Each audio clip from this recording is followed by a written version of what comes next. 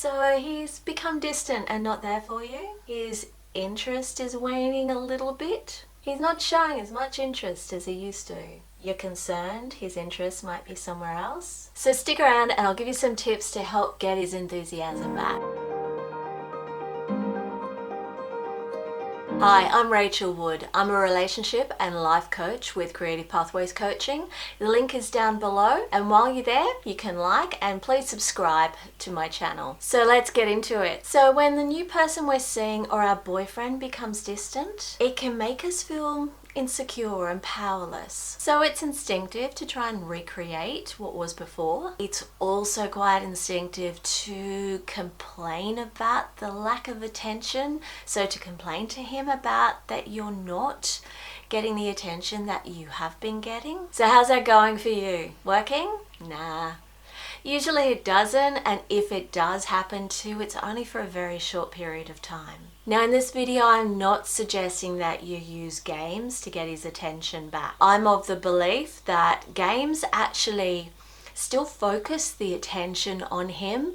And in this video, what I'm going to actually encourage you to do is focus the attention away from him and more on you, more on your needs and your wants and where you're going with your life.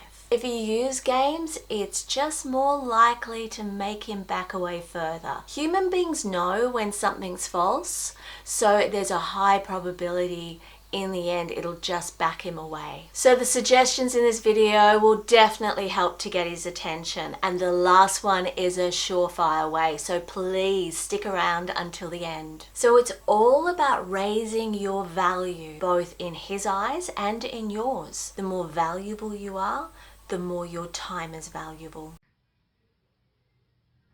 And then he's less likely to take you for granted. So this will prompt him to focus on you and work to spend extra time with you. Number one, stop focusing on the lack. So when we're worried about a situation like this, we tend to become more needy, and our focus then tends to be more negative. This negativity or lack of tends to penetrate our conversations and our interactions with others. So this is the case when we interact with our man, but also the case when we interact with our family and our friends. This over time can become detrimental in that as human beings, what we tend to focus on, when we tend to focus our attention, is what increases with time. So when we focus on the negative, that in our perception is what increases. This is because that's all we're seeing. Because we're constantly focusing on it, we're not seeing the positive aspects as well. So what does this mean? This means stop talking to him about the lack of attention.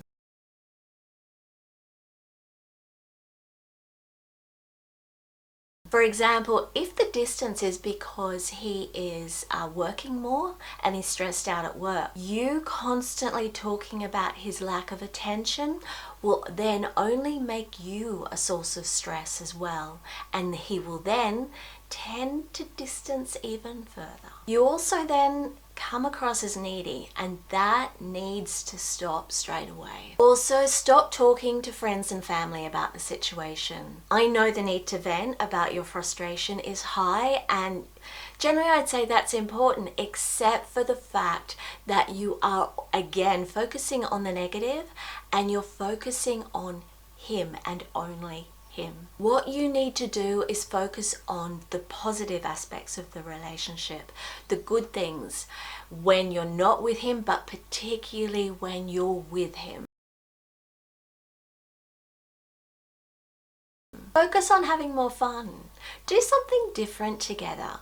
Go on an adventure, plan an adventure. What you want to do is come across to him as fun, easygoing. You want his times with you to be happy and fun. I know it might be really hard to do this, but I can tell you it works. Number two, stop initiating communications all the time. Now that doesn't mean ignoring him, but it does mean stop stepping forward and trying to spend more time with him. Instead, step back and allow him to miss you. Allow him to think about you. Give him the space and the time to miss you and think about you. Let him initiate these communications. Stop chasing him. Start to focus on your life. What are you going to do? Take up a hobby. Go and do some of the things that you did before. Maybe seeing your friends a lot more than you have been. This also means not responding to his messages or text immediately. You give it at the very least 15 minutes, even longer before you actually respond to his messages and his texts. You need to show him that you're busy with your life. Let him sweat a little bit, wondering what you're up to. Let him realize that you're actually just getting on with your life. Number 3, stop always being available to him. Again, start living your life. Stop saying yes all the time. Tell him you're busy if he calls and wanting to come around at late notice. Maintain your own group of friends. This is really important. And do not, under any circumstances, cancel plans with other people just to spend time with him. And even though you really want to say no, show him that your time is valuable. Say no and say it often. They hate it, but what it does is it creates the respect that you need from him so that he doesn't see you as a doormat, basically. Saying no occasionally sends him the message that you're busy with your life, that you have other priorities that are just as important as him. It gets him to see that you have a life outside him and his needs. Men love confident and independent women. They just do. So make sure that you're going out with friends. Take up a new hobby. Get into the stuff that you were getting into before, but just become busy with your life. This will eventually cause him to start organizing himself around you, around your life and your plans, just so that he can see you. But don't play games with this one. Just really look at getting back into your life. Do the things that you love and enjoy. If you want to spend Friday night having a bath and reading, then just say to him, no, sorry, I'm busy Friday night. How about Saturday night? Number 4, stop sharing everything with him. So it's really easy to just start sharing all the stuff that's happened since you last saw him, but you need to stop that. Now, although we're told to be open with our partners, this can sometimes open up a bit too much. I have a friend of my mother's, she's in her 70s and she has this seriously adoring husband. And she believes the way she keeps him on his toes is just creating a little bit of mystery. You know, not telling him everything in her life. She believes, keep them guessing. They love it.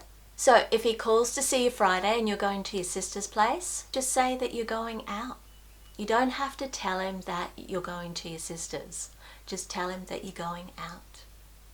If he continues to ask like where you're going, definitely tell him, but you don't need to volunteer it straight up. It's the stuff he doesn't need to know about. It's none of his business. Number 5, stop idolizing him. I'm sure he's really great and gorgeous, but he's a man and he's human, just like all of us. He probably has some really great qualities, but he probably has some not so great qualities. And you probably don't pay much attention to those. When we idealize people, we put them on a pedestal. When we do this, we're basically saying that they're better than we are.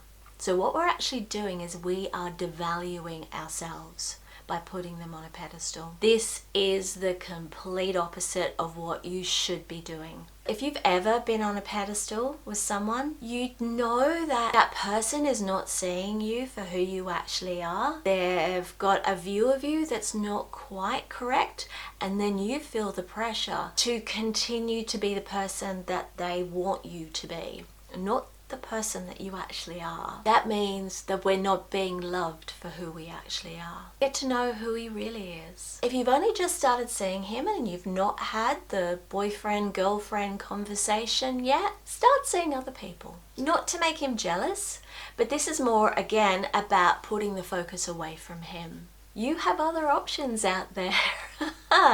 And you might find someone you're actually more compatible with. And now the most important tip. Number 6. Limit your time with him. This is the hardest one to do, but the best. It's on the same lines as the familiarity theme I mentioned before. Make him miss you. If you're seeing each other all the time, you'll eventually get a bit sick of each other. Limit your dates to about once a week. I know, hard, hey. Maybe have a special occasion every now and again, but keep it to that once a week. That's because you're busy. You can only give him a certain amount of time. Your time is valuable. You're busy with your friends, work, social life, all your hobbies and activities. This will make you more interesting. You have a life and you're allowing him to be a small part of that life. And look, in the end, if all these tips don't work and he's still distant, sounds like that there's something going on and it's not about you. That will mean a conversation then needs to occur to find out what's actually going on. Within that conversation, clearly identify your needs in a relationship and what your expectations are. Be aware that you might need to walk away from this situation. But if you are, you're walking away from a guy who's not giving you what you need. So you need to let him know that what's going on is not something that you're going to put up with. Either he lifts his game or you need to look at other options. Don't make it an ultimatum exactly, but just let him know that your needs are not being met and that you have other options in your life. And so if you guys like this video, please give it a thumbs up and subscribe down below to see future content. I post a video every week, every Wednesday. And if you have any comments or suggestions for future material, please just pop it down in the comments section below. And remember, you can book a coaching session with me on my website. So check out my other videos for more on relationships and dating. And I'll see you in the next one.